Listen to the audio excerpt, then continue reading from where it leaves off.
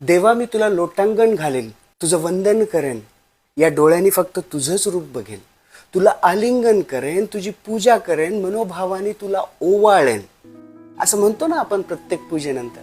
घालीन लोटांगण वंदीन चरण, डोळ्यानं पाहिन रूप तुझे, प्रेमे अलिंगण आनंदे पूजिन, भावे ओवाळीन म्हणेन महा. त्वमेव माता पिता त्वमेव, त्वमेव बंधूच सखा त्वमेव, त्वमेव विद्या दुर्गम त्वमेव, त्वमेव सर्वं मम देव देव. तुम्ही माझे सर्वस्व आहात आणि तुम्ही माझे सर्वस्व आहात, म्हणून मी काय करेन? कायेन वाचा मनसेंद्रिये वा बुद्ध्यात्मना भा प्रकृती स्वभावा करोणी यज्ञम. माझी काया मन बुद्धी या सगळ्यांचा यज्ञ करेन. करोणी यज्ञम सकलम परस्मै. मी हे सगळं करेन देवा, पण तुम्ही माझ्यासाठी एक काम करा.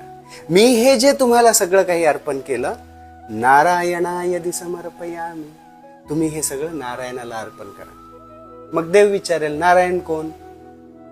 अच्युतम केशवम राम नारायणम कृष्ण दामोदरम वासुदेवम हरे श्रीधरम माधवम गोपिका वल्लभम जानकी नायकम रामचंद्रम भजेत.